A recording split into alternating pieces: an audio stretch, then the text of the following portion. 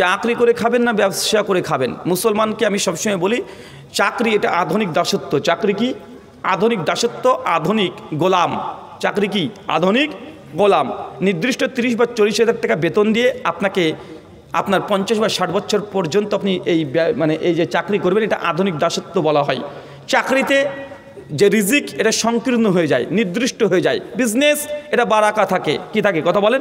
বরকত থাকে। সহিহ বুখারী 2072 নম্বর হাদিস, আল্লাহ নবী বলছেন আমার এমন কোনো দুনিয়াতে নবী পাঠাই নাই যাদেরকে দিয়ে আমি ছাগল চড়িয়ে নিইনি। কি চড়িয়ে নিই নাই? ছাগল। সাহাবীরা হচ্ছে রাসূল আপনিও? নবী বলছেন জি, আমিও কুরাইশদের ছাগল চড়িয়েছি এক রাতের বিনিময়ে।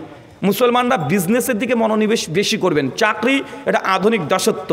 চাকরি করলে রিজিক লিমিটেড হয়ে যায়, আর যদি বিজনেস করেন আপনার রিজিক অফুরন্ত হবে। কত হবে এর কোনো হিসাব নেই। আপনি জানেন পৃথিবীতে যারা ধনী, কোটিপতি, যারা মিলিয়ন, বিলিয়ন, ট্রিলিয়ন পতি, তারা কি চাকরি করে না ব্যবসা করে? কি করে? ব্যবসা করে। ভারতের সরকার চালায় কে? মোদিকে চালায় কে? কে চালায়? আম্বানি গ্রুপ পুরো চালায়। কে চালায়? কথা মনে বুঝতে পারলেন না? আম্বানি পুরো চালায়। বাংলাদেশ কে চালায়? ব্র্যাক। এরা কে? বড় বিজনেসম্যান। মোদিজি ওই আম্বানির কাছে গেলে হাত জড়ো করে যায়। কেন? 600 কোটি টাকা লাগবে, লোন হয়ে গেছে আমার, 600 কোটি টাকা লাগবে। 600 কোটি টাকা দিয়ে দিচ্ছে টাকা। সরকাররা বিজনেসম্যানের উপরে নির্ভরশীল। প্রত্যেক রাষ্ট্র, কথা বুঝতে পারছেন? প্রত্যেক রাষ্ট্র সরকার, স্বয়ং সরকার, প্রাইম মিনিস্টার, তারা কাদের উপরে নির্ভরশীল?